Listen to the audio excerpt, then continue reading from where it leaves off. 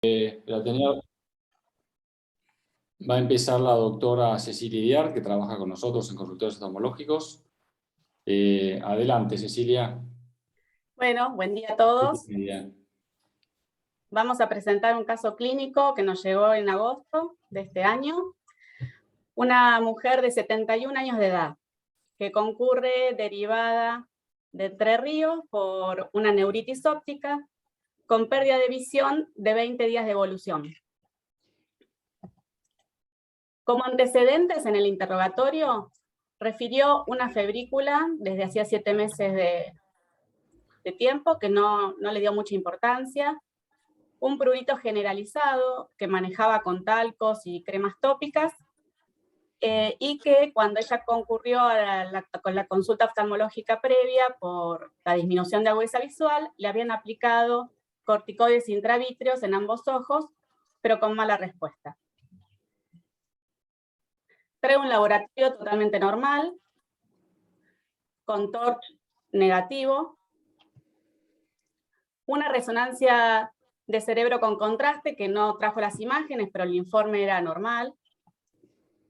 Y en el examen oftalmológico tenía agudeza visual sin corrección bultos en ojo derecho, en ojo izquierdo cuentadedos, no mejoraba con pinhole.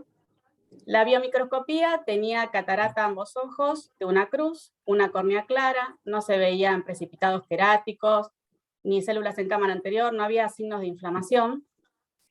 Las pupilas eran mióticas, hiporreactivas, sin defecto pupilar aferente.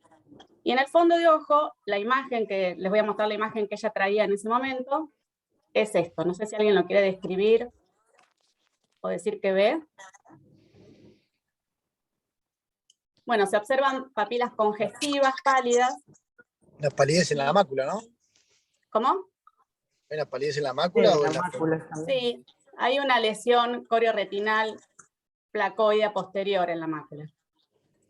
Y arriba en el ojo derecho se ven como infiltrados chiquitos blanquecinos, ¿o es artefacto eso? Yo creo que eso es artefacto, ¿eh? Ujú. ¿Qué? Bueno, este es el OCT macular que trae. Este es el de nervio óptico. Y el campo visual. ¿Qué harían con esta paciente? ¿Pedirían algo más? ¿Qué piensan? Tiene 71 años. Bueno, si pensás en una arteritis temporal, en realidad el tratamiento que le han hecho es totalmente malo, porque lo que hay que hacer es internarla y darle corticoides por vía general. Ahora, una arteritis temporal con un compromiso bilateral así brusco no es lo más común, ¿no es cierto? Pero es una posibilidad de diagnóstico con esas papilas tan pálidas y la edad de la persona. Eritro, PCR no llegué a ver en los análisis. Eso era normal, la eritro y la PCR. Yo pensaba en lo mismo y a veces uno se va encasillado a ver a un paciente. Bueno, yo tenía el dato de la edad que venía y por qué venía derivado y medio fui de cabeza a eso, ¿eh? Así que, bueno, estaba media... Sí, una pregunta. ¿Había tenido mejoría después de los corticoides? ¿Algo? No, mala respuesta. Mala respuesta. Les muestro 2 imágenes más. Y el rash que venía y la febrícula de tantos meses, no nos olvidemos de eso. ¿Tenía otras lesiones en piel, úlceras? ¿O había referido, notó algo, aunque fuera indolora? Ella decía que le picaba el cuerpo y que lo manejaba con talco. Fue todo lo que me había dicho en el momento que le interrogué. La verdad es que hasta ese momento yo no le di importancia. ¿Las palmas de la mano, nada? ¿Cómo? ¿Eritema en palmas o plantas? No refería y no tenía en ese momento. Okay. Bueno, esta es la otra imagen. Pero bueno, bien, Laura, estás encaminada, ¿eh? Porque dentro del laboratorio tenía una BDRL positiva de 250 DILs. Así que vuelvo a interrogar a la paciente y le pregunto acerca de justamente de esta picazón que tenía, si me podía mostrar alguna zona del cuerpo, y me muestra esta lesión en el pecho, donde se ve mácula, pápula, lesiones foliculares, y una alopecia en parches, con también lesiones en cuero cabelludo. No sé si se llegan a ver ahí las lesiones en la cabeza. Ahí. Perfecto. Sí, sí, las vemos. Bueno, esta es la imagen de fondo de ojo del día de la consulta. Nosotros acá hicimos una interconsulta con el departamento de uveitis, pero básicamente el diagnóstico de esta patología es clínico. Es muy importante tenerlo en la cabeza para sospecharlo, porque es una gran simuladora, y si no lo sospecho, no pido la serología que me confirma mi diagnóstico clínico. Bueno, la sífilis está lamentablemente en aumento. Es una enfermedad muy antigua, todavía se discute el origen, si fuimos nosotros quienes la llevamos a Europa o los europeos la trajeron acá. Lo cierto es que hay cuadros pintados antes del descubrimiento de Colón con pacientes con esta patología. Y hoy en día la OMS dice que hay 12 millones de casos nuevos de sífilis por año. En la década del 80 y del 90 disminuyó por la entrada del HIV o la aparición del HIV, la gente se empezó a cuidar con profilácticos, pero ahora está en aumento, sobre todo en los hombres, por las relaciones homosexuales. Si bien es una enfermedad principalmente de transmisión sexual, el contacto piel a piel o piel a mucosa donde esté alterada la barrera también puede contagiar. Esperen que no me pasa. Se trabó, chicos. No me pasa. Probá desde la pantalla, abajo a la izquierda. Sí. Tampoco. Va. Bueno, la clínica, cuando se inocula el treponema, se produce el chancro sifilítico, ¿sí? Que es el sitio de ingreso. Y puede estar en cualquier lugar del cuerpo donde haya una alteración de la barrera epidérmica. Principalmente en el hombre, en pene y testículos, y en la mujer en la vagina, por eso es de transmisión sexual. Esto, si no se trata, desaparece a los 20 días, y luego aparece una sífilis secundaria con cefalea, fiebre, adenopatía generalizada, las lesiones estas en piel, que son los clavos sifilíticos, y pérdida de cabello en parche. Entramos luego en una fase latente, con serología positiva, pero sin clínica, y aparece la sífilis terciaria más tarde, que puede pasar hasta un año o más, con afección cerebral, médula, corazón, y acá principalmente la afección ocular. Estas son las lesiones, este es el chancro sifilítico, que puede estar en cualquier parte del cuerpo, acá hay una mano, y esto es muy contagioso, hay mucha cantidad de treponema en estas lesiones.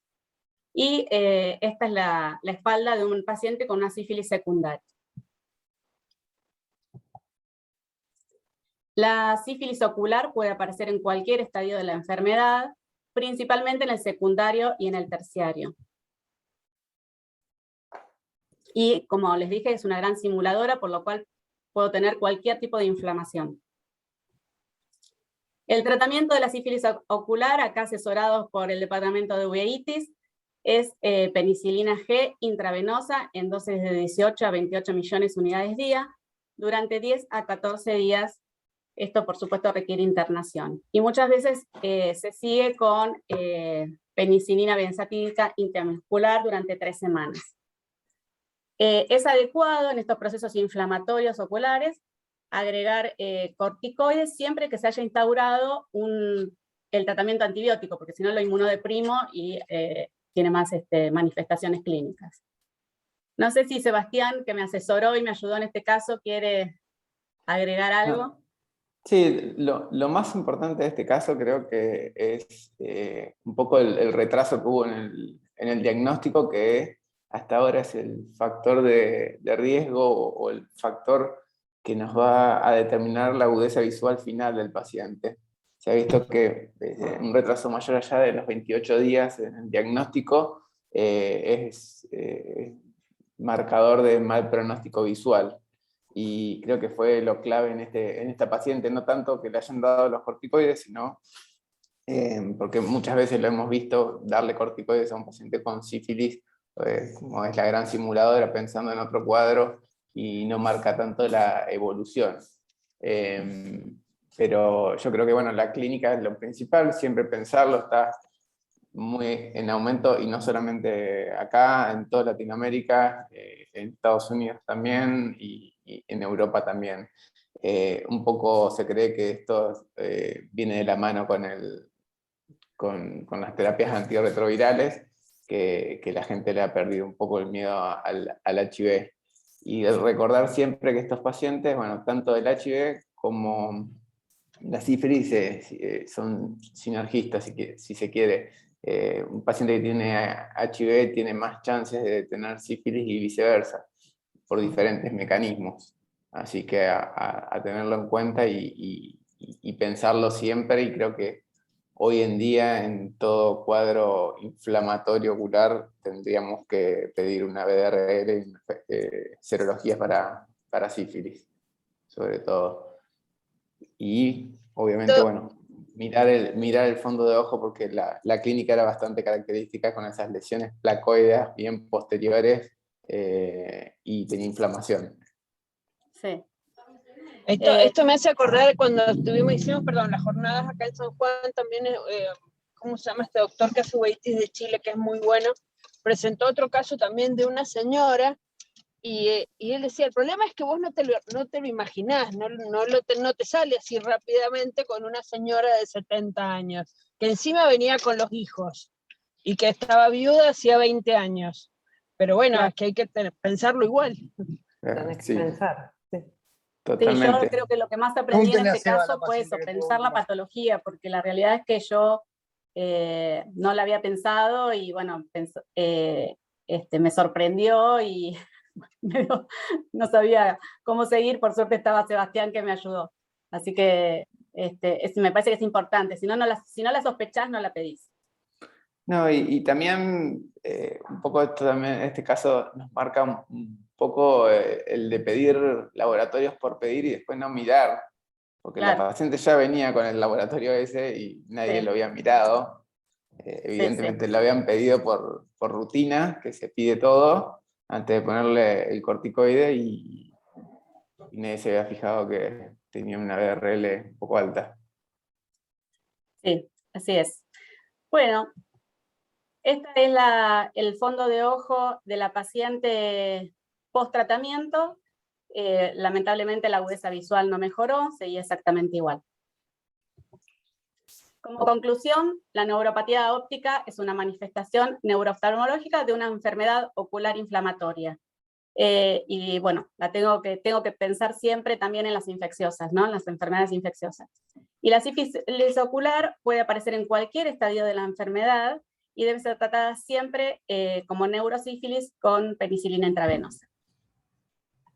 Muchas gracias, y ahí les dejo unas pinturas de antes del descubrimiento de América, que estaban ya circulando en Europa. Gracias, Eva. Gracias, Ceci. Muy bueno, Ceci. ¿Alguien quiere hacer alguna pregunta más o comentario? Bueno. Pasamos, Fito, con vos. Bueno, vamos a... ¿Ahí están viendo? Sí. ¿Sí? Sí. Perfecto.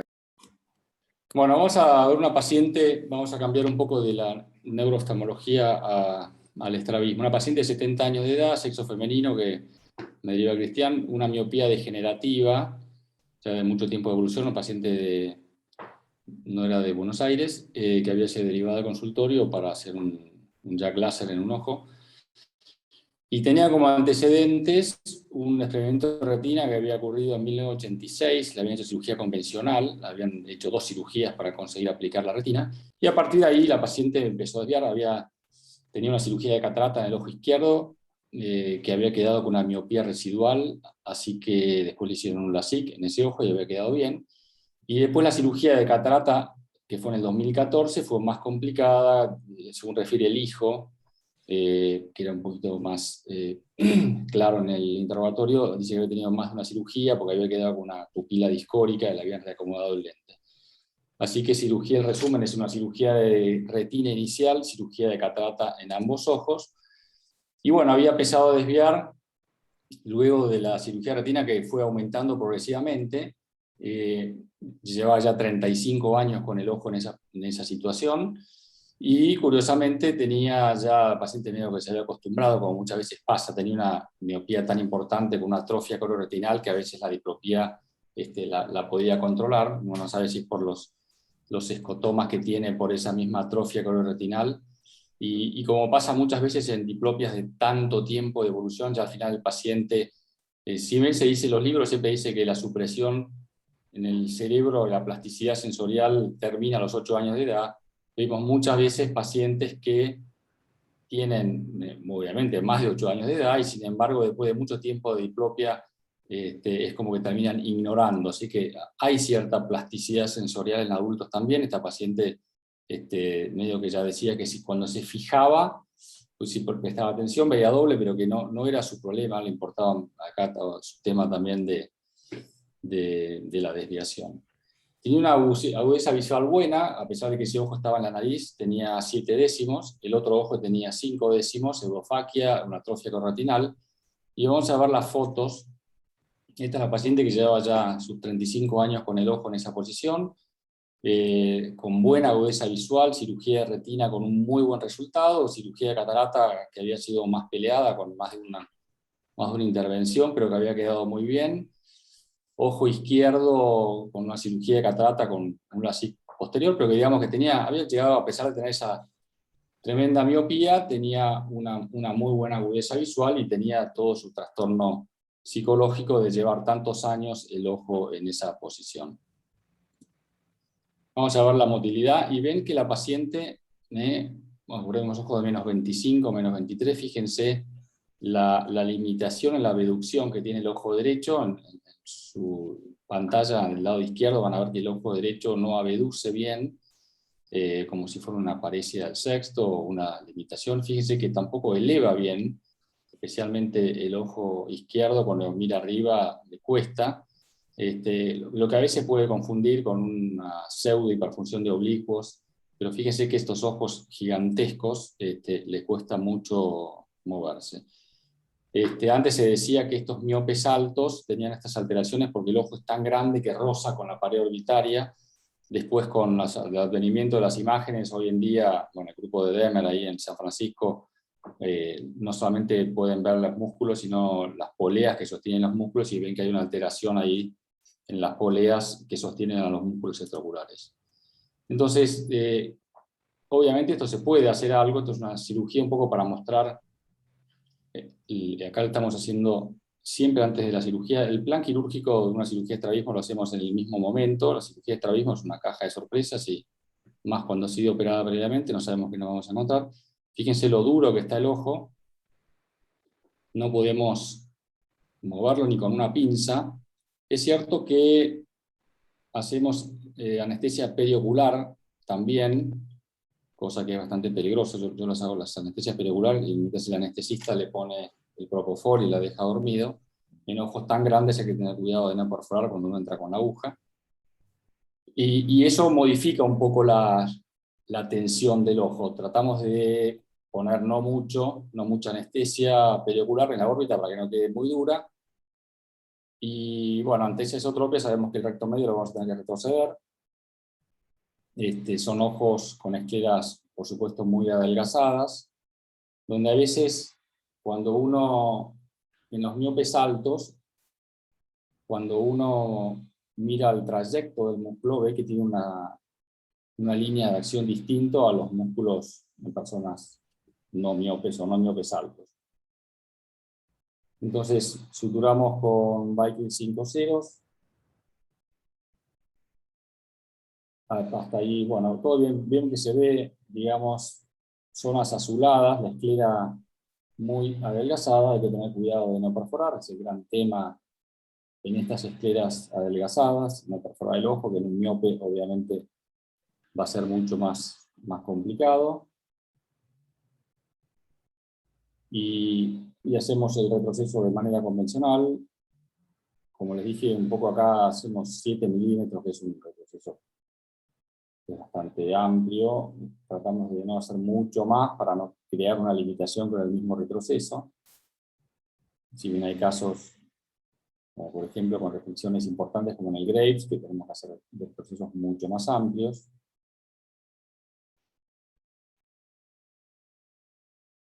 Y usamos Bickel 5 ceros, antes usaba Bickel hace ya muchos años, que no uso más de 6 ceros. Un retroceso de 7 milímetros.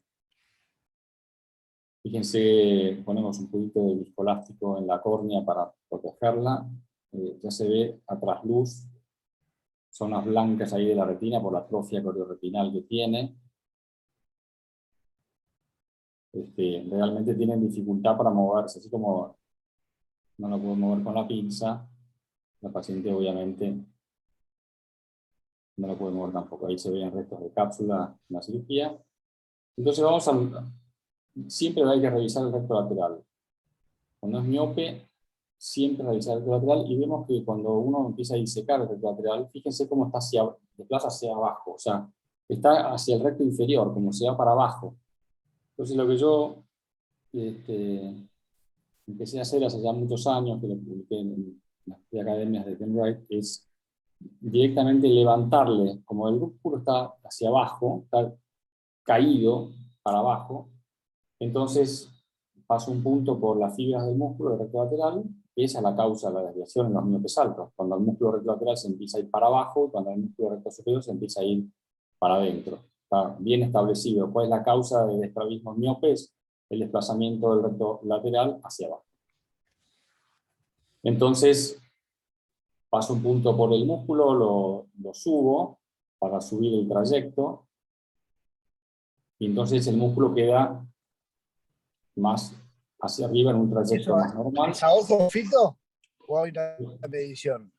No, ahí puse el compás. Ahí 8 milímetros generalmente lo pongo por detrás. Y lo que sigue es a ojo es dónde pasas el punto, porque suele haber una estafiloma, entonces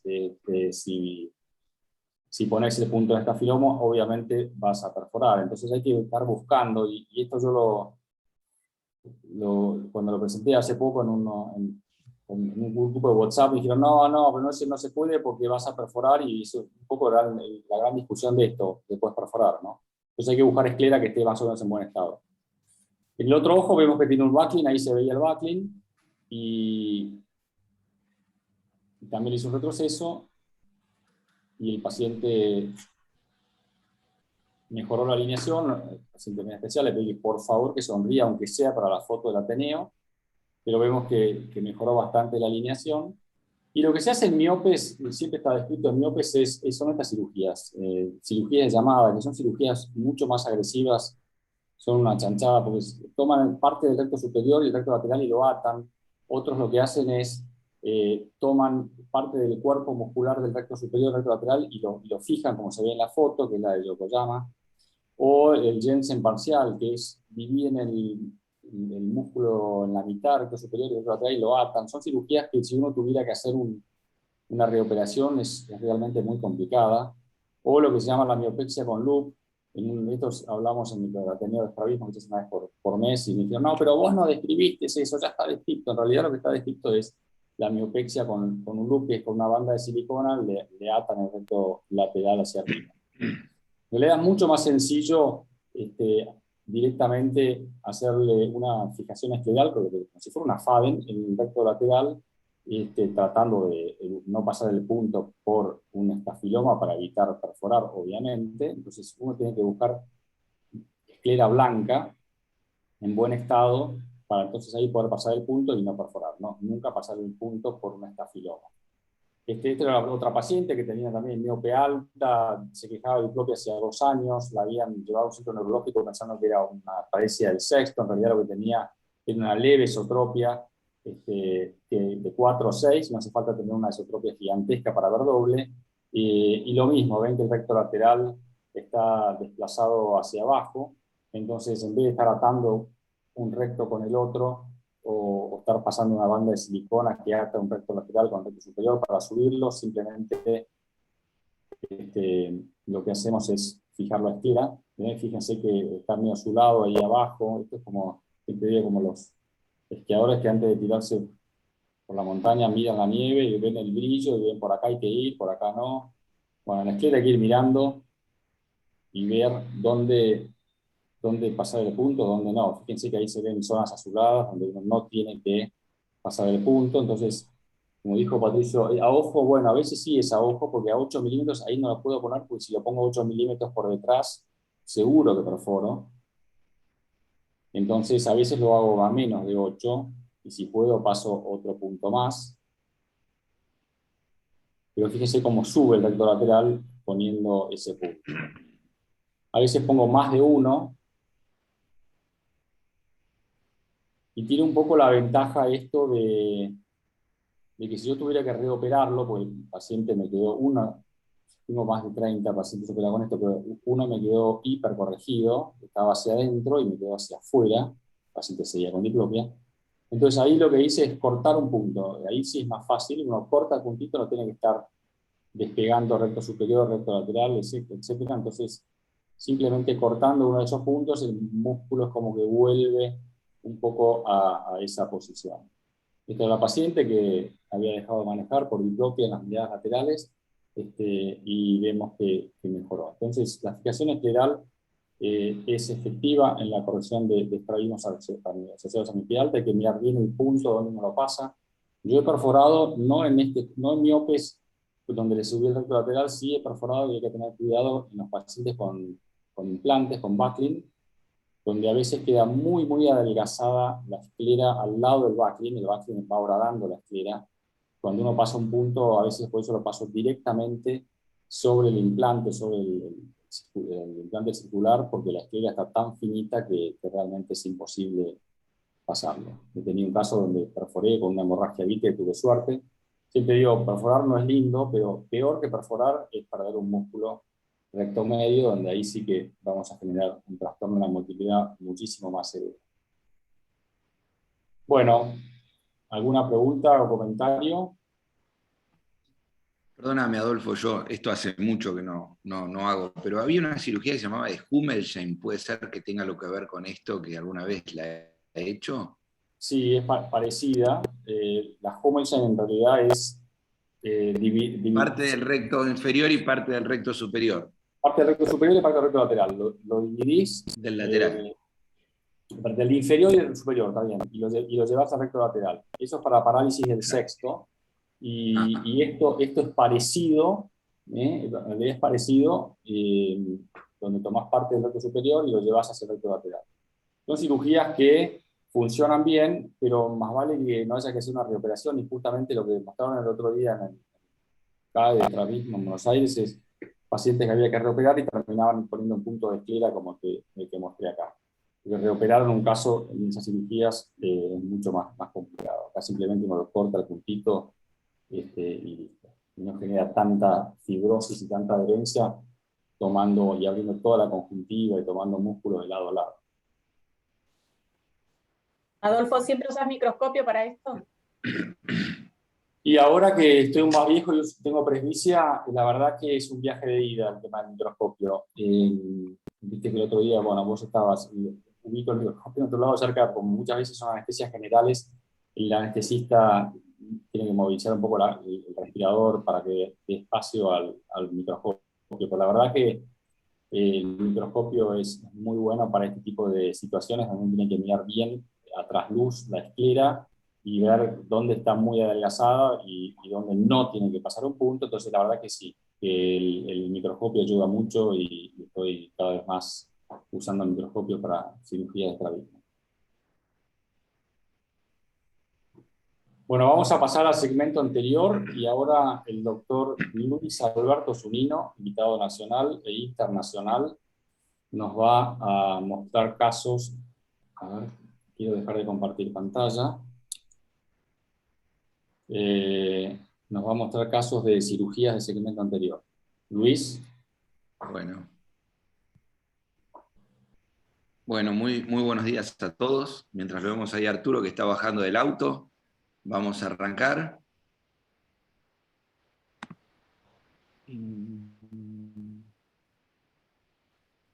No sé si ya ven mi pantalla. Sí, sí, la vemos. Bueno, ahí está. Bueno. Bueno, yo les voy a mostrar algunos casos recientes que he tenido de algunos casos desafiantes en cirugía de catarata. Como somos todos acá muy argentinos, vamos a arrancar con la argentinidad al palo a esta hora de la mañana, que está bueno. Ya se imaginan lo que voy a mostrar. Esto, no sé si alguna vez le pasó a alguien, es un famoso y auténtico signo de la bandera argentina, descrito por Daniel Perrone, ya hace unos más o menos 12, 15 años. Ganó un premio en la academia. La solución de esta cirugía realmente es bastante más sencilla de lo que uno le parece, siempre y cuando uno no se haya desgarrado la cápsula anterior hacia la cápsula posterior, no se haya desgarrado también la cápsula posterior. Uno hace un can opener en la parte de arriba y la parte de abajo, y luego procede a hacer una facomulsificación convencional, como la que hacemos siempre. No nos olvidemos que la facomulsificación no nace con una capsulorhexis, sino que nace con una capsulotomía en abrelatas, y durante muchos años se hacía facomulsificación con capsulotomía en abrelatas sin ningún tipo de inconveniente. Por lo tanto, es una cirugía muy segura y fácil de resolver. Lo complejo de este caso es cuando uno no tiene una lente para colocar en el surco ciliar, como la que están viendo ahí. Si uno no tiene una lente para surco ciliar, sí está más complicado, y hoy en día están muy en boga las lentes monopieza, y acá sí hay que tener mucha precaución en tener una lente de 3 piezas o una lente por lo menos de 13 milímetros de largo, que sea para colocar en el surco ciliar. Se termina la cirugía y no hay mayores inconvenientes. Bueno, a los que nos pasa esto, gracias a un amigo mío, Ariel Blanco, que describió este año, la publicó, pero en realidad hace unos 3, 4 años que la venimos haciendo, creó esta técnica que es la famosa blancopunción. No sé si la conocen. Básicamente consiste en, con la cámara absolutamente estanca, es decir, sin hacer ninguna incisión previa, van a hacer una suerte de micropunciones en el centro del cristalino. ¿Por qué varias? Porque muchas veces este material lipoefacto del cristalino queda tabicado, entonces tienen que hacer varias punciones y luego quedarse esperando para que se estabilicen 2 presiones. Por un lado, la presión que tenemos del humor acuoso en la cámara anterior, que va a estar buena porque nosotros no hicimos ninguna incisión previa, recordemos, es un ojo virgen, así como lo estamos viendo. Y por otro lado, la presión del vítreo aumentada con la presión de un cristalino intumescente. Una vez que se estabilizan las 2 cámaras, prácticamente el signo de la bandera argentina es muy complicado que suceda.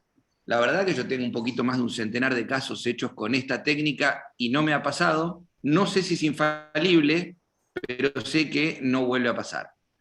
También tenemos que tener en claro que no toda catarata intumescente va a ser una bandera argentina. Realmente son pocos casos los que en cataratas intumescentes lo hacen, pero cuando lo hacen es una complicación bastante desagradable, a pesar de que es fácil de resolver. No sé si alguien del auditorio ha tenido alguna bandera argentina. Sí, yo he tenido una o 2 veces he tenido ese efecto. Sí, bueno. Yo también he tenido, y un comentario a lo que dijiste antes el abrelatas. Yo, antes de haber hecho la FACO, había hecho cientos de extracapsulares en abrelatas y poníamos el lente en el back. Es cierto que siempre usábamos lentes más grandes, de 14 milímetros, 13 milímetros, pero se puede poner perfectamente bien en el bag. Hay que ser cuidadosos, sí. El comentario que hizo Arturo es muy cierto. El lente se puede poner en el bag. El problema que tienen los lentes a los que se refiere Arturo seguramente eran los lentes rígidos que se usaban antes y a veces de 3 piezas que habían. o a veces de una pieza, pero rígidos de 5,50. El problema es que muchas veces, si queda una áptica surco y la otra en el bag, porque muchas veces uno lo coloca en el bag y después se eleva una áptica porque donde está el desgarro a veces llega a la periferia, el lente queda tilteado y eso puede provocar un astigmatismo. Igualmente los lentes que usábamos antes, Arturo, eran lentes que no estaban diseñados para bag, podían quedar en el bag, pero si iban al surco no tenían problema. El problema lo tenemos con los lentes de acrílico hidrofílico de hoy. Esos lentes de acrílico hidrofílico, básicamente, si uno los pone en el surco ciliar, pueden llegar a traer uveitis, pueden llegar a traer inflamaciones, debido a que las ápticas son mucho más gruesas que las que usábamos cuando nosotros poníamos esos lentes de extracapsular. Claro. Yo sigo usando prácticamente todo el lente de 3 piezas, como casi todas son cataratas medio complicadas, entonces no tengo ningún problema con eso. Impecable. Se te escucha muy bajo, Arturo. Perdón, que decía que yo uso siempre el lente de 3 piezas, o prácticamente siempre, porque casi siempre operamos cataratas en casos que son complicados, por lo tanto, para nosotros eso no es problema. Exacto, exacto. Uno cuando usa una lente de 3 piezas realmente no tiene mayores inconvenientes.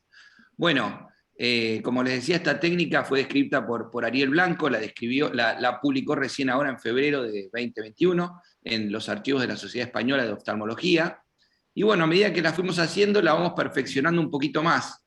Entonces, fíjense que este era un caso un poquito más actual. Les voy a presentar 2 casos juntos, bastante similares, donde uno ya no solo hace la punción, fíjense cómo empieza a salir todo el material licuefacto del cristalino y cómo se va hacia el segmento anterior y cómo las presiones se empiezan a equiparar.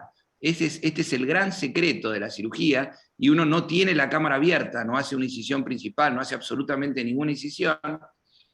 Y una vez que uno logra abrirlo, en el mismo lumen de la cánula, tienen que tener o líquido o azul tripán, como pueden ver, entonces uno lo puede teñir con el mismo azul que tienen en el lumen sin salir, y lo que noté es que si uno después sacaba la aguja rápidamente, toda la tinción salía por la síntesis pequeña que uno había hecho. Entonces lo ideal era poder hacer la incisión en el mismo momento, que es lo que estoy haciendo acá. Con la mano izquierda uno hace la incisión principal, entonces el azul tripán, uno no sé si es que perdura más en el ojo, pero queda mucho más y se puede teñir mucho mejor la cápsula anterior. Igualmente no es ningún pecado reteñir la cápsula una vez que uno saca la aguja, no hay ningún problema. Recordemos un detalle de estas capsulorhexis cuando uno las está haciendo. ¿Sí? Una consulta ya antes que cambies de tema. La doctora Ciangas te pregunta si hace solo punción o además aspirar. No, bueno, interesante la pregunta. Uno generalmente lo aspirábamos antes porque nos asustaba no ver. Y como nos asustaba no ver, aspirábamos porque veíamos todo blanco. En realidad, si uno hace la punción y no aspira, porque lo ideal es no aspirar, lo ideal es dejar que el material del cristalino salga hacia la cámara anterior, y no importa que uno no vea, uno se queda con la agujita quietito en el medio sin ningún tipo de problema. Cuando uno coloca el viscoelástico, obviamente previo o posterior a haber puesto la tinción, uno ahí con el viscoelástico mismo va a arrastrar todo lo que es el material del cristalino fuera del ojo, porque uno comienza colocando en hora 6 y termina en hora 12, o donde tenga a 180 grados de la incisión, ¿no? Y eso hace que se limpie la cámara. Pero habitualmente no lo lavo. Si uno lo lava porque quiere ver, no está mal, pero para lavarlo te recomiendo tener una incisión abierta, una incisión más grande, no solo esa antesis chiquitita, porque si no vas a volver a crear esas diferencias, vas a crear mucha presión en la cámara anterior y encima no vas a lograr de que salga la leche que tiene el cristalino, el material todo licuefacto que hace el cristalino. Bueno, no sé si te contesté la pregunta, doctora. Sí, y Erika también te pregunta si usas una 30G o cuál aguja y si entras bisel abajo. Bueno, Bueno, 27G o 30G están buenas. 25G es un poquito gruesa para hacer esto. Aparte tiene mucho más lumen, y al tener más lumen, uno no tiene esa posibilidad de equiparar las cámaras, ¿no? La puedes llenar con líquido, pero es un poquitito gruesa la 25G. ¿Y qué más me preguntabas? Si entrabas bisel abajo, está en el chat eso. Uno puede entrar bisel abajo o bisel arriba. El secreto es, ahora te voy a mostrar la próxima cirugía, creo que es bisel arriba, y el secreto es que uno esté seguro de que pinchó la cápsula anterior varias veces. Ese es el gran secreto, que uno sepa que pudo conectar la cápsula anterior. Acá entré, por ejemplo, bisel abajo, ahora te muestro otra con bisel arriba. Bueno, este es el chopeo típico que yo hago. Una vez que se parte al medio, no sigamos viendo la catarata porque no tiene sentido. Fíjate ahí que está bisel arriba y mirás en el lumen de la aguja, vas a ver que está azul, porque toda la aguja está llena con azul tripán o con solución fisiológica o con lo que necesiten, pero no puede estar con aire, porque si está con aire pierden parte del objetivo de esta operación, ¿no? Fíjate, como uno entra, vos, Laura, si querés preguntarme, andá preguntándome, ¿eh? Y empiezan a pinchar el cristalino. Ahí yo no estoy seguro de que lo pincho, entonces ahí sí me doy cuenta que lo empiezo a pinchar, y una vez que el cristalino está pinchado, 15 segundos, 20 segundos quietitos ahí, y luego ponen el lumen de la aguja hacia abajo, ahí sí ponen la aguja hacia abajo para poder inyectar el azul tripán en toda la cámara anterior. Bueno, una vez que inyectan el azul, exactamente lo mismo que el otro ojo, con la mano izquierda van a darle el Thornton a la instrumentadora y van a pedir un querátomo, y con el querátomo van a realizar la incisión principal. Luego sacan los dos instrumentos y ya está listo para realizar la capsulorhexis. Fíjense algo interesante, que la capsulorhexis siempre deben hacer ripping. Lo repito porque uno termina de hacer esta maniobra, se encuentra muy contento y después se les va la capsulorhexis. Porque la capsulorhexis esta es la típica imagen de los libros de facomulsificación primeros que salían, la imagen del esquiador, donde uno cuando se va más a la periferia, más difícil es de traer la capsulorhexis. Entonces, muy despacio, siempre tirando hacia el centro, hacer la menor cantidad de sharing posible, la mayor cantidad de ripping para poder realizar una capsulorhexis controlada, circular y central. Bueno, lo mismo, y con esto termino, el chopeo tradicional, donde uno realmente ve que es muy fácil, una vez que uno chopea y la catarata ya está dividida en la mitad, seguir adelante. Bueno, vamos a cambiar a otro caso clínico. No sé si alguien quiere hacer alguna pregunta sobre la punción del cristalino. Muy interesante, Luis, la verdad lo voy a poner en práctica, gracias. Bueno, te juro que no te vas a arrepentir, Cristian, es algo maravilloso, la verdad que es una idea muy fácil, que la teníamos a mano, pero que nadie la veía, y la verdad que es algo muy, muy fácil de realizar. Bueno, vamos con algo un poquito más picante. Acá tenemos una paciente de 71 años, sexo femenino, tratada por glaucoma, presiones controladas, una paquimetría normal. Vamos a focalizarnos en su ojo derecho, ¿tá? El cual tenía cuentadedos, no llegaba a ver una décima.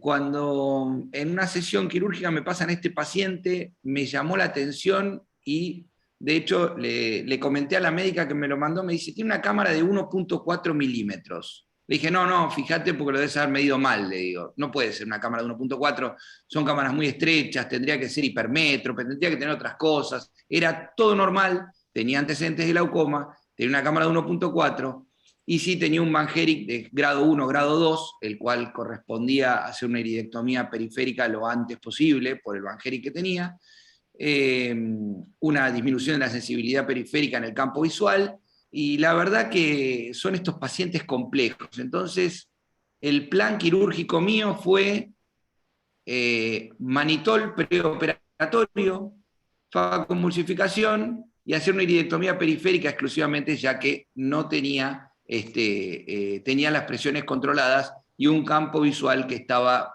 se mantenía en el tiempo. Bueno, acá se ve una cirugía absolutamente normal. No creo que tengamos muchos inconvenientes. Bueno, hago la incisión y acá ya empiezo a notar algo raro, como que me costaba entrar el cuchete, como que era duro el ojo. Cuando voy a poner viscoelástico, entró muy poco viscoelástico. Y cuando estoy haciendo la capsulorhexis, quiero que presten atención acá en la incisión, la cantidad de viscoelástico que sale en forma abrupta cada vez que yo retomaba la capsulorhexis y no estoy apretando, si uno aprieta el ojo sale el viscoelástico. Y acá fíjense cómo la cápsula se quiere venir conmigo, no podía ni siquiera retener dentro del ojo la cápsula anterior. Termino la capsulorhexis sin problema, saco el viscoelástico como habitualmente lo hago, y notaba que el ojo se ponía cada vez más duro cuando sacaba el viscoelástico. Toco el ojo y el ojo realmente, no sé si logran ver que en la porción inferior del cristalino, en la parte inferior, se había levantado el polo inferior del cristalino. Entonces, bueno, le voy a poner la bomba para sacar un poquito de viscoelástico, hacer un poquito de espacio, seguir con la disección y seguir adelante. Bueno, la bomba no entra, como pueden ver. Y el iris comienza a querer salir, y la verdad que cuando sacaba viscoelástico, más se venía el iris hacia el endotelio y peor era la situación. No sé si alguien quiere opinar algo o cómo seguirían con esta cirugía. Fíjense que pongo viscoelástico y sale, no deja ni entrar viscoelástico al ojo.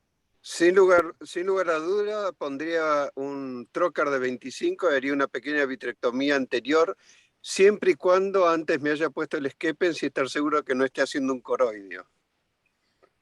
Brillante. Bueno. Cristian, no hablamos antes previamente, vos lo sabés, pues sí. Sí, coincido con Cristian, me ha ocurrido y hay que mirar inmediatamente, cerrar como estás haciendo, mirar el polo posterior, y si no tienen vitrectomo, por ejemplo, le digo a los chicos, hagan por lo menos una punción a 4 milímetros para descomprimir vitrio. Bien. Acá hay un punto importante. Normalmente no tenés un coroideo, y sobre todo cuando esto ya estaba duro antes de empezar, si no tenías un bloqueo pupilar con una infiltración acuosa del vitrio. Entonces lo que tenés es una presión de base y, como dijo Pablo recién, con una punción por pars plana directamente sale casi acuoso y evita todo eso. Y el ideal sería, por supuesto, una vitrectomía. Normalmente lo que hay que tener cuidado es cuando uno lo dilata previamente al paciente, hacer la dilatación casi en quirófano, o a veces ni siquiera eso, entrar con ganchitos, con dilatadores pupilares para evitar el bloqueo pupilar y que tengas una presión intraoperatoria antes de empezar, ¿no? Bueno, muy acertado lo de Dina, lo que comentó Cristian, lo iba a comentar al final. Primero, lo iba a comentar más adelante, pero ya que lo dijeron lo comento ahora y después lo van a ver en la conclusión. Hay que ver el fondo de ojo y se puede ver si es posible con un OVI. Si no lo pueden ver con un OVI, lo que hay que hacer es con un directo a unos más o menos 80 centímetros, desplazarse de un lado al otro y ver dónde puedan llegar a ver una sombra negra con un oftalmoscopio directo. Si no, mueven el ojo y al mover el ojo van a ver que en un lado va a aparecer una sombra negra. Si aparece una sombra negra, ahí es donde están teniendo un coroideo. Importantísimo diferenciar la hipertensión vítrea de lo que es una hemorragia expulsiva, porque cambia completamente el cuadro. La hipertensión vítrea es un cuadro que no tiene nada que ver y se trata diferente a una hemorragia expulsiva supracoroidea. Esto que comentaron lo voy a comentar. Luis, sí, perfecto. ¿me escuchás? Sí, mirá, sí. Algo que no tenemos que olvidar, que yo le muestro al residente y le enseño lo que descubrió, que mostró el doctor Malbrani Dodd, de tener siempre las lupas para poner debajo del microscopio. Quiera que no, si no tenés un OVI, el oftalmoscopio es muy pequeño, con la lupa se puede ver perfectamente el polo posterior. Pongan la lupa y se ve el polo posterior rápidamente, siempre que tengan esas lupas bajo microscopio, y se ve perfectamente. no hace falta ni tener un OBI. Excelente, excelente, tal cual. Bueno, la Bueno, lupa de 60 ahí que se ve muy bien, se puede ver muy bien el polo posterior completo, y mejor todavía que con el OBI. bien. Bueno, ahora vamos a complicar un poquito más el cuadro. Esta era una jornada de 30 y pico de pacientes, y este es el paciente número 9, ¿no? Este paciente, lo vamos a ver más adelante, volvió a entrar al quirófano 4 veces más. ¿Qué hice yo? Como vieron, terminé cerrando el ojo, lo saco al fuera del quirófano y le siguieron pasando más manitol, a ver si la presión podía llegar a compensarse, ¿no? Fíjense que lo vuelvo a ingresar en los horarios donde veían, y operaba un par de pacientes, lo volví a ingresar, me fijaba cómo estaba el ojo estaba imposible de entrar, estaba durísimo, era una piedra. Entonces, antes de hacer la vitrectomía, traté de agotar todos los recursos. Los cirujanos de segmento anterior sabemos que le tenemos mucho miedo a la pars plana y a la vitrectomía anterior.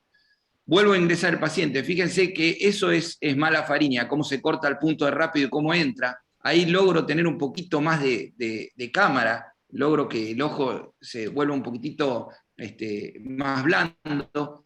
Cuando entro con el FACO automáticamente, y acá puede ser que pasó lo que dijo Ina, que hay un misdirection, el acuoso se va al vítreo, hace una presión, hace un bloqueo, y de nuevo se pone duro el ojo, no podía maniobrar la pieza de mano porque estaba pegado al endotelio y todo el cristalino lo tenía pegado arriba. Fíjense cómo el material cristalino me abraza la pieza de mano.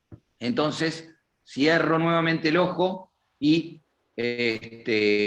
como pueden ver, el reflejo rojo era perfecto, se veía muy bien. Hacemos la técnica que comentaba Cristian, miramos que no haya una hemorragia expulsiva, y acá sí vamos a 4 milímetros, hacemos una cauterización de la zona, medimos 4 milímetros porque todavía tenemos el cristalino dentro, y hacemos una esclerectomía para colocar un vitrector y poder sacar vitrio. Acá, fíjense que lo que dijo Ina en un momento es muy interesante. Fíjense que sale bastante acuoso, no sale un vitrioforme. Lo interesante es que pongo el vitrectomo, me voy al centro, hago una corvitrectomía, muy tranquilo, y ahí empiezan a ver que sangra en la esclerectomía. Esto no es de la conjuntiva, esto viene de adentro, viene de la coroides esta sangre, ¿no? Fíjense que cuando saco el vitrector, me doy cuenta que para de sangrar. Le doy un punto y me doy cuenta que el ojo seguía duro, así que necesito más ideas. El ojo está durísimo, fíjense cuando uno lo toca, sigue durísimo. ¿Qué se les ocurre? ¿Para qué le diste el punto? ¿Por qué no dejaste abierta la esclerectomía? Le di el punto porque estaba tan duro el ojo que veía hasta los labios de la esclerectomía abierta, y le di el punto, la verdad, pensando que quería cerrar el ojo. El concepto mío es, cuando pasan estas cosas, cerrar el ojo lo antes posible, ¿no?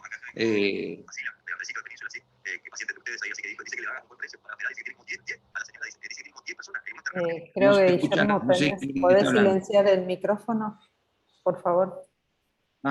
Están hablando. Quizá, Bueno. Como concepto, pensando que obviamente vos estabas asustado que se estaba produciendo un coroideo. ¿Ah? Quizás como concepto... Exacto, bueno, Arturo, ese fue mi pensamiento. Dejé de pensar en la hipertensión vitrea y pensé en un coroideo. Bueno, cuando se está produciendo un coroideo, básicamente es un vaso sanguíneo que empieza a sangrar. Entonces, ahí hay que pensar en los tiempos de coagulación. Si vos dejás la presión esa alta y te esperás simplemente 5 minutos, 6 minutos, y ya va a dejar de sangrar. Los coroideos no siguen sangrando para siempre, ¿tá? Salvo que el paciente quizá esté anticoagulado y podría haber una excepción. Pero la realidad es que cuando uno tiene un coroideo, ahí antes hacíamos la maniobra de poner el dedo, porque las heridas eran gigantes con la extracapsular, el 100% de los coroideos que yo tuve, que yo viví, las hemorragias expulsivas las pude frenar poniendo el dedo. Entonces, y era en 5 minutos dejar el dedo puesto, esperando a que, no tratando de drenar, esperando a que se coagule. O sea, y una vez que se coagula, se acabó el problema, ya no crece más. O sea, por lo menos eso es lo normal. Siguiendo los consejos de Arturo, más que 5 minutos, como pueden ver en esta foto, esperé desde las 14:50 a las 18:50 que el paciente pudiera controlar un poco más la presión, ¿no? Ahí es donde vuelvo a entrar.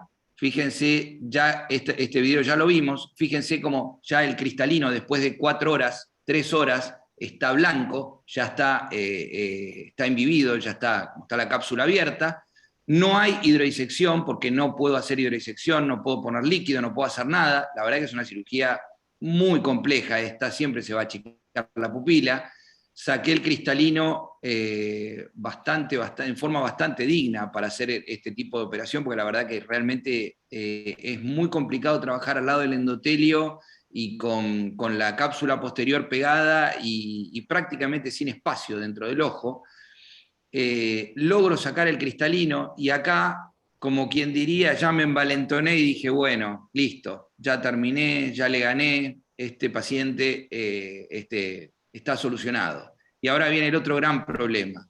Quiero que observen qué es lo que pasa cuando yo saco el facoemulsificador del ojo. Quiero que miren, ahí ya termino prácticamente con todo lo que es la esclerosis del núcleo, quedan restos de corteza acá arriba, esto blanco también es el epitelio que está mal.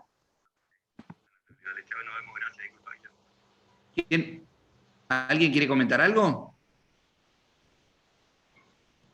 No, Luis, bueno, creo que tienen el micrófono abierto. Bueno, bien, gracias, Laura. Bueno, miren por favor la superficie del iris, cómo comienza a haber borbotones de sangre por todos lados. Fíjense acá, ahora van a ver por acá también, empieza a sangrar el ojo, se empieza a adherir nuevamente el iris hacia el endotelio y obviamente que no puedo colocar la bomba, no puedo colocar la lente y de nuevo estoy en la misma situación que antes. No sé si lo logran ver, miren ahora ya como hay todo un collar de sangre y cómo empieza a aumentar la presión. Bueno, uno a veces no quiere entender o no quiere ver y dice, no, yo voy a poner la bomba y voy a seguir adelante. No entra más nada, ya está, se acabó de nuevo la operación, no hay manera de poder seguir adelante. Doy un punto y cierro nuevamente. Y cosa importante, fíjense la esclerectomía que también empezó a sangrar. Cierro el ojo y ahí estamos con el ojo nuevamente cerrado y salvo. Fíjense el viscoelástico cuando lo coloco, como sale, como no se queda dentro del ojo, como no hay manera de poder retener viscoelástico en cámara anterior. Lo que sí trato de hacer es pasar una espátula para que no me quede ningún síndrome de la mecha, ningún fleco fuera de la incisión, y después podamos tener algún problema mayor. Bueno, ahora voy con el diario. ¿Alguien quiere comentar algo? Perdiste el reflejo rojo, ¿no? Exactamente, profesor Larrea, ¿no? Se Mariano, pierde el Mariano. reflejo rojo. Mariano, perdón. Puedo decirte una cosa, mira, a mí me pasó una expulsiva una vez y es, digamos, patognomónico la sombra negra. No la he visto en algún momento en el video que pasaste, la sombra negra, pero digamos, es característico la sombra negra. Y luego, al comienzo, yo creo que puedes haber tenido un misdirection, que le llaman. O sea, cada vez ponías más líquido y cada vez se te ponía más duro el ojo. O sea, muy probablemente haya pasado líquido a la cámara posterior. Entonces, yo creo que has tenido al comienzo eso y luego, con todo el traqueteo y esto que lo otro, pues has terminado en una expulsiva. Pero yo creo que al comienzo lo que tú has tenido es líquido que ha ido al vitrio.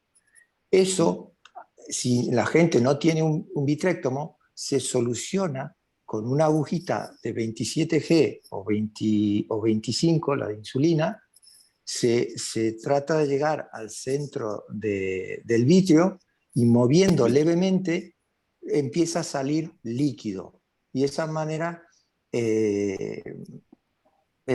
se descomprime un poco el ojo, pero tienes que esperar, no es una cosa que se produzca en un minuto. Y luego yo creo que ese ojo no tenía que haber ido a quirófano porque ahí tiene que haber habido algún problema en la zónula, por eso el cristalino se ha ido hacia adelante y por eso tenías muy poca cámara. No va a ser la primera vez que una cámara estrecha se produce el glaucoma agudo en el momento de poner viscoelástico, porque es en la operación. Entonces, esos ojos tienen que ir previamente con una histerectomía para trabajar seguro. Bien, bien, muy bien. Bueno, al otro día estaba muy bien el ojo. No sé si Adriana estás por ahí o querés comentar algo. Al otro día estaba realmente muy bien, obviamente con todo lo que pasó. Yo lo que más estaba contento era de haber podido sacar el cristalino de ese ojo, si no realmente el resultado es ominoso. Y el diario del lunes, se los voy a presentar unos días después. No sé si Maxi y Gordon, ¿estás por ahí? Sí, hola, buen día a todos. Maxi, No sé si me bueno, escuchan. esta ecografía la hizo Maxi. Básicamente yo lo que les quiero comentar, porque mucho no entiendo, no sé si es un ojo o qué es lo que estamos viendo, que hay muchos artículos que encontré de hemorragia supracoroidea luego de realizar una vitrectomía por pars plana o al momento de realizar la vitrectomía por pars plana. La pregunta del millón es si la hemorragia supracoroidea fue cuando hice la vitrectomía por pars plana o ya había comenzado a desarrollar previamente. Como bien dijimos, no habíamos visto pérdida del reflejo rojo, estaba todo muy bien hasta ese momento, pero acá tenemos, no sé si Maxi querés comentar un poco las ecografías del paciente. Sí, yo cuando vi a la paciente tenía ya desprendimientos, hemorragia supracoroidea, pero ya eran cero hemorrágicos, ya estaba un poco lisada la sangre. Y con respecto a lo que comentaron, creo que estoy de acuerdo, un poco lo que todos han comentado. A mí me da un poco de... Lo único que por ahí me da un poco de temor a veces, porque si es una hemorragia expulsiva, si hay una hemorragia supracoroidea, y quitamos un poco de vitrio o de presión atrás, a veces le damos espacio a que esa hemorragia progrese, ¿no es cierto? Y ese por ahí es un poco el temor que yo tengo en estos casos de entrar y drenar y tratar de hacer todo. Obviamente que son situaciones límites en el quirófano y uno por ahí quiere tratar de solucionar todo y que el ojo salga lo mejor posible en la cirugía. Pero por ahí en estos casos yo a lo mejor soy más conservador y cerrar el ojo.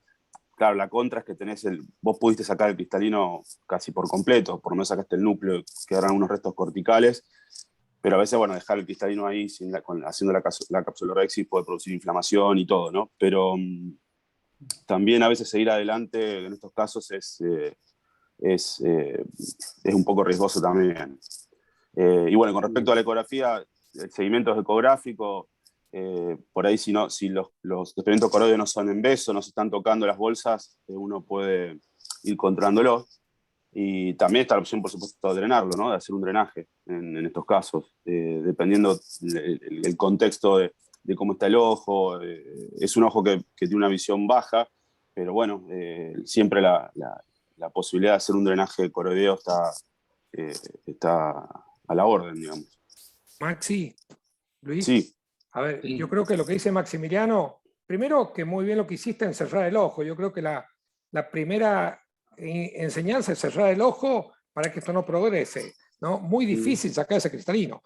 Pero yo creo que la visualización del polo posterior es fundamental para decidir qué hacer. O sea, si uno ve que está la retina bien y no hay hemorragias coroideas, uno punzando por par plana disminuye el líquido y uno puede seguir normalmente. Si ya ve un coroidio, listo, hay que cerrar y hacer lo que has hecho. Exacto. Y después, Luis, te hiciste una coronariografía, me imagino, porque Sí. ese día, me imagino. Pero... Me tienen, mirá, te voy a comentar algo. Tuve 2 de estas en un mes, así que más o menos ya me tiene medio acostumbrado. Pero sí, la verdad que son difíciles de resolver. Bueno, la otra que no sí, les mostré, que si quieren se la muestro, en otro Ateneo no pude sacar el cristalino. Quedó el cristalino entero adentro. No hubo manera. Claro. Bueno, pero yo creo que mirar el polo posterior es muy importante. Y te puedo hacer un comentario de lo que dijo Maxi, que me parece lo más importante. No apurarse en sacar contenido, ¿tá? Lo que dije antes yo, de todas las hemorragias expulsivas, coagulan, todas, el 100%. Claro. Entonces hay que tener paciencia. Tenés un back pressure, no te pongas a eliminar el back pressure sacándole vitrio. Ahí tenés la garantía de que el coroidio crece, tal como dijo Maxi. Si vos esperás 5 minutos, 10 minutos, cual sea el tiempo de coagulación, sangría, etcétera, o sea, si el paciente es más o menos normal, hacer una pausa, dejarlo afuera, tomate un café, pero en 10 minutos más ya no va a estar sangrando. Y ahí sí le puedes hacer la vitrectomía y hacer rápido la cirugía. La verdad es que los casos que yo he tenido jamás volvió a sangrar después de la primera.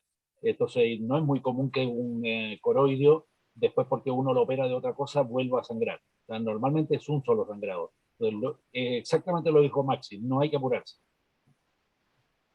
Sí, también otra cosa, que cuando el tiempo de coagulación es, como dice Arturo, son poquitos minutos. Con la sumo, salvo que esté antiagregado, anticoagulado, son poquitos minutos. Y si uno por ahí quiere entrar a drenar y la sangre está coagulada, no va a salir nada. Es decir, hay que esperar que eso, si uno quiere entrar al espacio supracoroideo, eso hay que esperar 10, 15 días que esos coágulos, o puede seguir por ecografía, a medida que se vayan lisando, se vaya lisando el coágulo, y ahí uno puede entrar a drenar. Por ahí drenar en el momento, a veces, yo no lo he hecho nunca, y he visto, he estado en quirófano en algunos casos donde se ha drenado en el momento y es difícil drenar todo y frenar esa hemorragia, que aparte también al drenar le quitamos presión, y al quitar presión el vaso podrá sangrar, podrá sangrado. Exacto. Lo único que lográs al drenar intraquirúrgico mientras sangra es aumentar el sangrado. O sea, es una locura. Yo me acuerdo que cuando yo empecé la carrera me decían, si tenés un coroidio tenés que limpiar de inmediato, abrir la conjuntiva donde está el lugar, hacer un chuzazo. No, eso es lo que no hay que hacer. O sea, si uno tiene una hemorragia en una arteria, en la femoral, uno mete el dedo y cierra la femoral. La femoral se cierra. Si podemos cerrar la femoral, podemos cerrar cualquier arteriola que haya en la coroide. Créanme que es cuestión de apretar y listo, se cierra. Entonces, ahora a nadie se le ocurriría, si está sangrando la femoral, abrir la femoral en otro lado para que sangre en otro lado para descomprimir. Eso es una locura. Entonces, descomprimir una hemorragia es lo que no hay que hacer. Hay que comprimirla. Sí, absolutamente de acuerdo con todo lo que dijeron. Por eso les recalqué al principio de la charla, es muy importante, porque el tratamiento de una hipertensión vítrea es sacar un poco de vitrio, y el tratamiento de hemorragia supracoroidea es no sacar contenido del ojo, porque cuanto más contenido saquen, más va a ganar espacio y más va a ocupar espacio la hemorragia, tal cual lo que estuvieron comentando. Bueno, dentro de las hemorragias expulsivas sabemos que tenemos hasta el 0.4% de todas las cirugías intraoculares. Estas son algunas de las causas que están descritas en todos los libros: la hipertensión arterial, glaucoma, la arteriosclerosis generalizada, la edad avanzada, la miopía alta, fragilidad vascular y diabetes. Y yo agregaría una más que no la vi escrita ni publicada, así que bueno, le cedo los derechos de autor, que es la pseudofoliación capsular. Que fíjense que justamente la pseudofoliación capsular trae arteriosclerosis, trae fragilidad vascular, trae problemas coronarios, trae hipertensión arterial, trae muchas cosas justamente por la génesis de la enfermedad que se encuentra en los vasos, ¿no? En los pequeños y medianos vasos. Entonces, interesante por ahí agregarlo como un factor de riesgo en lo que es las hemorragias expulsivas. y les dejo acá cómo se trata una hemorragia expulsiva, como bien dijeron, cerrando el ojo. Les dejo un casito de hace unos añitos atrás mío. Esto era una intracapsular programada. Fíjense cómo uno abre, hace una pequeña incisión, ya tenía abierto como para abrir y sacar el cristalino completo en una intracapsular, y cuando voy a colocar la cánula de viscoelástico, esto para esta hora de la mañana viene bien para levantarse, saco la cánula, no puedo entrar viscoelástico, y eso que ven ahí es cristalino, es material cristaliniano que se empieza a expulsar del ojo. ¿Ok? ¿Qué hay que hacer acá? No hay que punzar, no hay que hacer, hay que cerrar el ojo, porque si no cierran el ojo, se pierde. No hay manera. Lo mejor que le puede pasar a este paciente es que se vaya con su órgano. Después hablaremos de la función. Acá estamos tratando de recuperar el órgano. Entonces uno siempre tiene que tener estas escalas. Fíjense, eso es cristalino que está luxado tratando de salir adentro del ojo. Bueno, esta cirugía obviamente que dura mucho, dura 1 hora, 1 hora y media, o por ahí más, pero lo que tienen que hacer es cerrar el ojo y de esta manera salvar el cristalino, el globo ocular, perdón. Un comentario con respecto a eso, estoy de acuerdo que hay que lograr cerrarlo. Ahora, la forma más rápida de cerrar es poner el dedo. Vos ponés el dedo y es un tapón. A mí me pasó una vez una hemorragia expulsiva en un paciente que le estaba haciendo una queratoplastia penetrante y era ojo único. Y de repente el cristalino empezó a irse para arriba como un corcho de champán. Le puse el dedo, era una piedrita, y me quedé 10 minutos así, y después seguí la cirugía sin ningún problema. O sea, si uno pone el dedo en esta herida, el dedo es mucho más grande que la herida, realmente para todo. Y después se preocupa de suturar, pero a ver, ahí yo he visto personas menos expertas que vos, que no suturan rápido, y por tratar de suturar, mientras tanto se les escapó todo el bicho. Entonces, la primera recomendación es frenarlo, como sea. Así como cerramos la femoral, cerramos esta. ¿tá? Y después suturar cuando tengas tiempo. Pablo.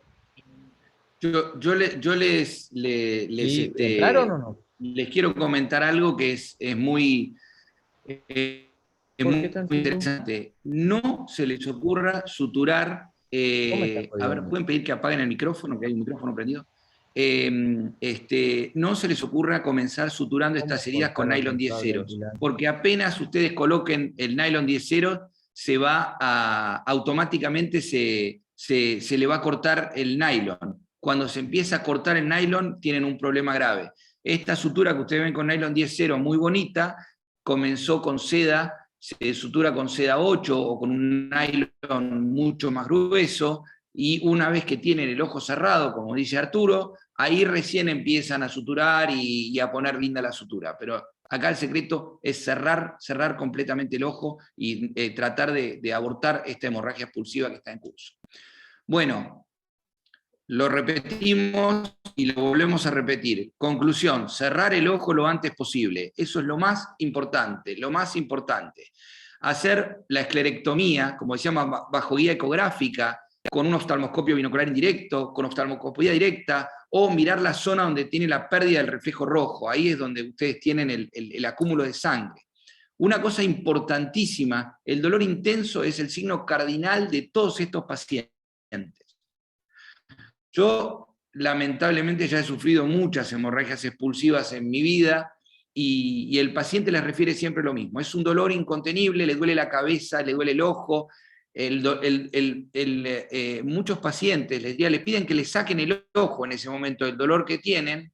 Comienza a salir el cristalino, después sale el vítreo, después sale el vítreo prepapilar, que es más duro, después sale la retina por la incisión, si no la pueden cerrar, y después de la retina empieza a borbotar sangre. Cuando sangre, el paciente dice, doctor, ahora sí estoy tranquilo, ahora estoy bien. Y ahí los que están mal son ustedes, ¿no? Pero bueno, esa es la realidad y es la descripción exacta de una hemorragia expulsiva. Hasta que no sale sangre, el dolor es constante, por la presión, ¿no? Obviamente. Y una vez que sale la sangre, el paciente dice, ahora estoy mucho mejor, doctor. Y los que estamos mucho peor somos nosotros. Bueno, como conclusión final, no desesperar y actuar. Y tratar de tener la cabeza fría y no pensar en que todos los ojos terminan muy bonitos. Acá tenemos que tratar de terminar parados de la mejor manera posible. son ojos que siempre vienen con problemas y son ojos que se van a ir con problemas. Pero por lo menos lo que tenemos que intentar acá es que se vaya con el ojo el paciente. Ese es el punto. Entonces, cuando uno empieza a tener estos conceptos, puede estar mucho más tranquilo de resolver más fácil una hemorragia supracoroidea. Bueno, muchísimas gracias por su atención y no sé si quieren comentar o preguntar algo.